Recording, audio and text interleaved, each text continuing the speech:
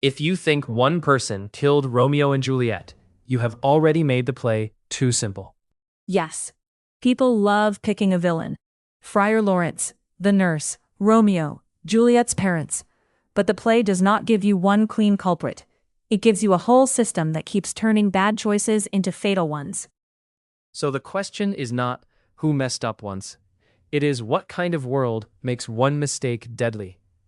Exactly. Plenty of characters make things worse. But the deepest blame belongs to Verona itself. The feud, the street violence, and the adults who let that world stand until two teenagers are dead. Let us clear out the lazy answer first. Friar Laurence did not single-handedly kill them. No. He makes serious mistakes, and we should name them. He agrees to marry Romeo and Juliet in secret after knowing them for barely a day. He then tries to solve a public conflict with private tricks. That is reckless. And the plan with the sleeping potion is not a small error. It is a high-risk scheme built on timing, secrecy, and luck. Right. Juliet wakes in a tomb. Romeo never gets the message. Friar Laurence arrives, hears noise, and runs. Those are failures. Real ones. But ask why anyone needs a fake death plan in the first place. Because Juliet cannot openly refuse the marriage her family demands. So, Friar Laurence is guilty of terrible judgment, but he is operating inside a bad system, not inventing the whole disaster himself. That is the point. Blaming him alone lets everyone else off the hook. It turns a social catastrophe into one man's bad plan. What about Romeo then? People often treat him like a helpless victim of love. He is not helpless. He is impulsive from start to finish. At the start, he is drowning in performative misery over Rosaline.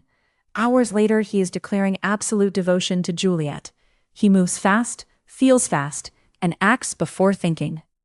And that impulsiveness turns lethal after Tybalt kills Mercutio. Yes, Romeo has just married Juliet, which should make Tybalt his kinsman.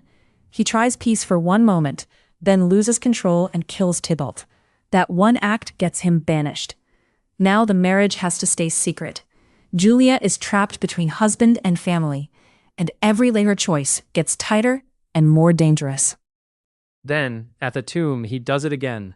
He hears Juliet is dead, buys poison, and rushes straight to suicide. Exactly. No pause, no verification, no patience. Romeo does not cause everything, but he repeatedly turns crisis into finality.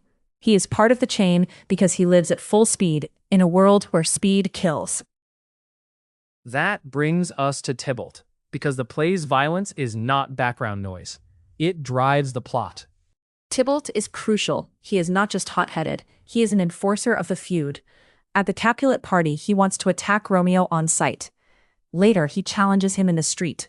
Mercutio dies because Tybalt insists on turning public space into a battlefield. And once Mercutio dies, the whole play changes shape. Yes. Before that, secrecy looks risky but possible. After that, violence takes control. Romeo is banished. Juliet's family speeds up her marriage to Paris. The room for honest action disappears. The sword fight does not decorate the tragedy. It detonates it. So what about the adults at home? Because the parents are often treated as strict, but basically normal. That reading is too soft. Capulet looks flexible early on, then flips hard. When Juliet refuses Paris, he threatens, insults, and tries to force obedience. Lady Capulet does not protect her. She sides with the house. Juliet learns that home is not safe, so she goes underground. And the nurse, who seems like Juliet's ally, folds when it matters most. She does. Earlier, she helps the secret marriage. Later, she tells Juliet to marry Paris anyway. That is not a tiny change. It means the adult Juliet trusted most now tells her to abandon the marriage and survive by splitting herself in two. After that, Juliet stops confiding in her. So the young are making rash choices, but the adults are not providing stability. They are either coercive, evasive, or unreliable. Exactly. That matters because people like to say the tragedy happens because teenagers are foolish. That is lazy. The adults in Verona built a world where private secrecy feels safer than public truth.